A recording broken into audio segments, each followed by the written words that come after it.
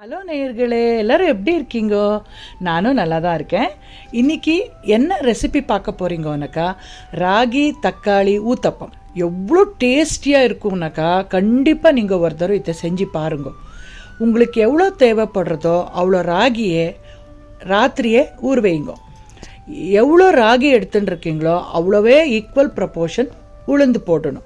நான் இங்கே கருப்பு உளுந்தை பயன்படுத்தியிருக்கேன். நீங்கள் ஒயிட் கலர் உளுந்து வரதை அதை கூட யூஸ் பண்ணலாம். ஹோல் நைட் ஊறிருக்கிற ராகிக்கு காலையில் மிக்சியில் ஒரு 4-5 தக்காளி பழத்தை கட் பண்ணி போட்டுட்டு காரத்துக்கு ஏற்ற பச்சை மிளகா, ஒரு துண்டு இஞ்சி எல்லாம் சேர்த்துட்டு 1 டீஸ்பூன் ஜீரகம் கூட சேர்த்துக்கோங்க. ரொம்ப நல்லா வரும். ஜீரகம், தக்காளி, பச்சை மிளகா கூட ஒரு 1/2 டீஸ்பூன் அளவுக்கு ஆப்பசோடா சேர்க்கணும்.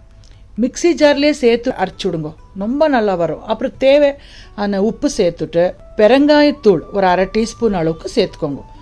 நான் சொன்ன மாதிரி ஜீரகம், ஆப்பசோடா, தக்காளி, பச்சை மிளகா, இஞ்சி எல்லாம் சேர்ந்து சூப்பர் டேஸ்ட் வரும். நைஸாக அரைச்சிட்டு ஒரு பேசனுக்கு ட்ரான்ஸ்ஃபர் பண்ணிக்கோங்க.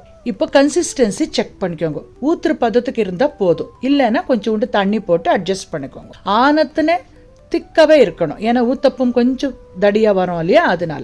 அதுக்கு தொட்டுக்கிறதுக்கு ஒரு காரசாரமாக தேங்காய் சட்னி பண்ணிட்டு இருக்கேன். 1 கப்புக்கு தேங்காய் துருவல் எடுத்துட்டாக்கா 1/2 கப்பு பொட்டுக்கடலை எடுத்துட்டு கொத்தமல்லி தழை, பச்சை மிளகாய், இஞ்சி எல்லாம் சேர்த்துட்டு தேவைப்படுற உப்பு கூட சேர்த்துக்கோங்க.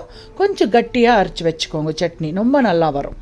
பெருங்காயம் எல்லாம் சேர்த்துண்டாக்கா டேஸ்டியாக வரும். தேவைப்படுற அளவு தண்ணி ஊற்றிட்டு திக்காக சட்னி அரைச்சி ரெடி பண்ணிக்கோங்க. பாருங்க, சூப்பராக இப்போது பொட்டுக்கடலை சட்னி ரெடி ஆகிடுது. அதுக்கு தாளிப்புன்னு சிம்பிள் கடுகு தாளிச்சுட்டாக்கா சூப்பராக இருக்கும்.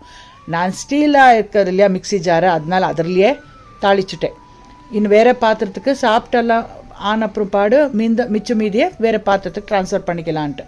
இப்போ பாருங்க, ஊத்தப்பு செஞ்சுட்டுருக்கேன். சூடாக இருக்கிற கல்லில் 1/2 கரண்டி ஊற்றுட்டு மேலே பொடி பொடியாக நெருக்கி இருக்கிற வெங்காயம் தூவிட்டு ஃப்ரெஷ்ஷாக இருக்கிற கொத்தமல்லி தாயை கூட சேர்த்துக்கோங்க. சூப்பராக வரும்.